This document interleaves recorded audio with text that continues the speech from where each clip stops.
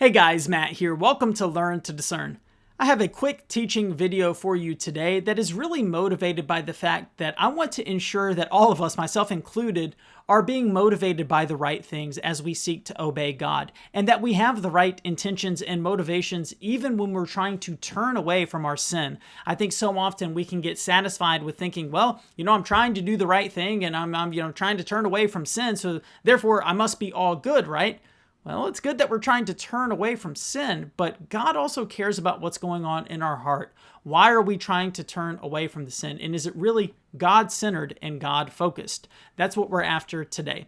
But before we get to our teaching, if you guys want to help promote Christian content here on YouTube, please go ahead and take a second now to subscribe to my channel, and thank you in advance. Okay, guys, so we're going to start our teaching today in the book of Colossians chapter 1 and a very well-known verse. This is verse 16. It says, "For by him," speaking of Jesus, "all things were created, in heaven and on earth, visible and invisible, whether thrones or dominions or rulers or authorities, all things were created through him and for him." Now, we want to hone in on this last little phrase here where it says, "all things were created through him and for him." So all things were created for Jesus. All things were created for God. And so we know that in all things we should seek to bring God glory. In fact, many of you are probably familiar with the Westminster Catechism. It's a great catechism. The very first question in the catechism says, "What is the chief end of man?" In other words, what's our purpose? What are we even doing here? What's our goal? What should we be striving after? And the answer is the chief end of man is to glorify God and enjoy him forever. We are here to glorify God. I think about the verse in Corinthians that says, "Whether you eat or drink, in whatever you do, do it all to the glory of God."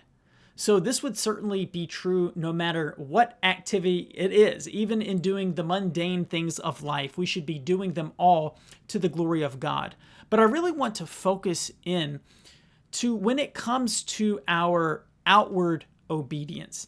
And what I mean by that is we seem to be doing the right things outwardly, but we need to acknowledge that it is absolutely possible for us to do the right things with wrong motives.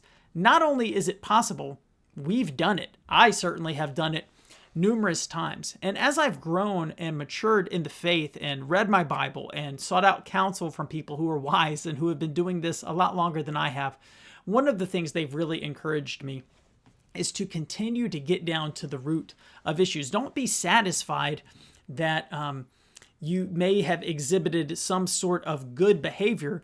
Ask the question, why am I doing this? What is my motivation behind it?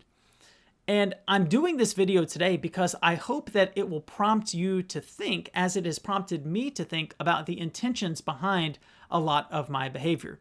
Because if you think about it, we can outwardly obey and do the right things, at least the way it appears to other people, but we can have sinful motivations behind all of it.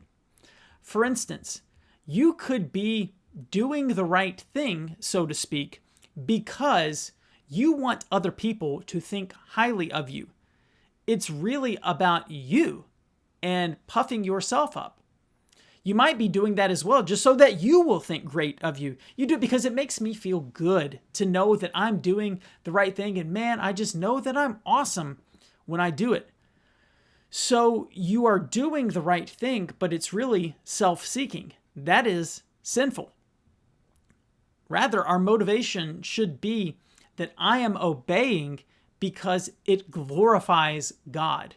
It pleases him when I obey. And this can not only be true when we think about our obedience, but when we think about our disobedience. And I'm certainly not saying we're going to glorify God in our disobedience, but what I mean is, let's say we disobey, we sin. Okay. Sometimes we can have that conviction, which is good, and we want to change. But what's our motivation for wanting to change? Sometimes when we sin, we get ourselves into trouble and there are consequences and we make our life more difficult and more challenging. But if my motivation, my primary motivation for repenting and turn away from that sin is I want my life to be more comfortable, my goal is no longer the glory of God. It is self-seeking. It's all about me. And unfortunately, I have found at times that that is my motivation. And it's tough to admit, but it's just me being truthful with you right now. that sometimes it is, oh yeah, I primarily want to stop this behavior because it will benefit me in some sort of way, rather than I need to stop sinning and repent of this because it dishonors God when I do it, and I want to glorify God with my obedience. In fact, look at what Jesus said in John 15.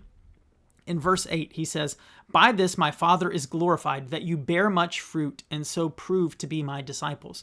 We bear fruit in our obedience. God is glorified when we obey. That is good, but we want to make sure that that is our primary motivation for obeying. So, what motivates us to obey when nobody else is around? You hear people talk about that all the time. You need to have integrity and do the right thing when no one is watching. Well, that's certainly true, but the fact of the matter is God is always watching. So if no other human being is watching and no person will ever know that I made the right decision, if I'm in a situation where I could very easily do something that would be sinful and no other human being would ever find out, I could get away with it. I have no fear of repercussion from other humans.